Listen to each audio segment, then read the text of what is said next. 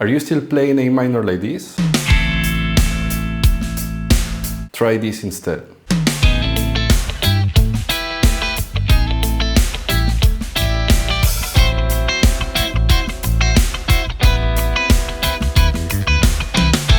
So I'm going to start by playing this A minor triad first inversion to this C major triad root position, both on strings 2, 3, and 4.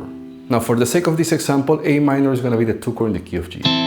We're going for that Dorian sound. This also means that C major is going to be the 4 chord. Now if I put my bass on A, that is the 2 chord, I have an A minor 7. If you pay close attention to these triads, you're going to realize that we have 2 common tones between A minor and C major. If we play over A, that means that the C note is going to be the minor 3rd, the E note is going to be the 5th, and that G note is going to be the flat 7. Then we're going to go to this chord. It's a 4-note chord, right? Anytime I have a 4-note chord, doesn't matter if it's major, minor, dominant, suspended, I always try to look for the hidden triad inside the chord, especially if it's diatonic to the key that we're playing in. So for this chord, if I take that A note away, meaning the root, 7th fret of the D string, I'm going to have an E minor triad. It's going to be the 6th chord in the key of G. Now if I put my bass on A, I'm going to have an A7 sus2. There is no 3rd here, so I have a suspended chord with a flat 7. So to finish the bar, I'm going to repeat exactly the same, A minor, first inversion to C major root position, again over A minor 7.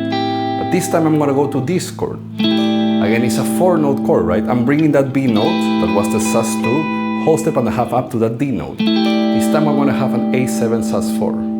Now if I take the root out of this chord and I try to look for a triad, I'm not going to find a major and minor triad, but I have a minor 7 chord here. E minor 7. I got the root, I got the flat 3, and I got the flat 7. So we could say that an E minor 7 with the bass on A is going to give me an A7 sus4. Now these 2 chords can either be resolved to a minor 7 chord or a dominant 7 chord.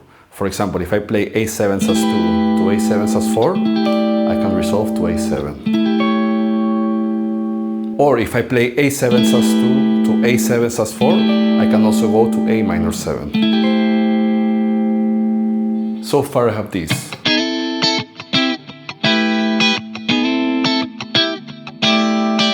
Now for the last 2 bars, I'm just going to strum some fixed chords. So I'm going to start with this chord, A minor 6.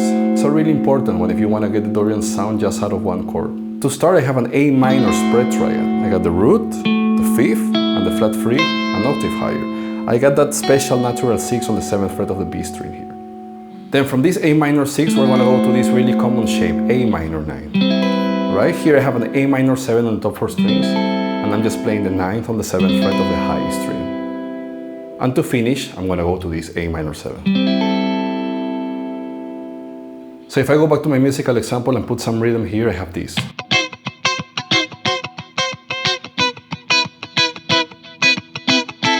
Now there is a second guitar on the back that is playing this.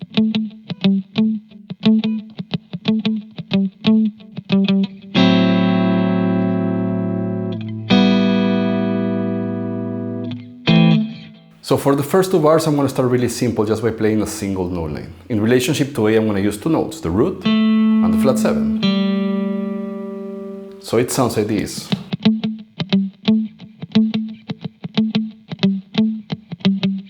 And for the last 2 bars, I'm going to play some inversions of these chords in a lower register. So for the first chord, A minor 6, I have this classic shape, right? An easy way to find it is first to play an A minor 7, either this way or this way, and bring that flat 7, 5th fret of the D string, half step down to that natural 6, A minor 6. Now we don't want to get in the register of the bass player, right? So I'm not going to play the root note. I'm just going to play strings 2, 3, and 4. I have this chord. Then we can leave that A note for the bass player. And for A minor 9, I'm going to play just an E minor triad, strings 2, 3, and 4, first inversion. Now if I relate these notes to A, I'm going to have the flat 7, the 9, and the 5th. And to finish, I'm going to this classic A minor 7 chord, second inversion, strings 2, 3, and 4. 5th, root, minor 3rd.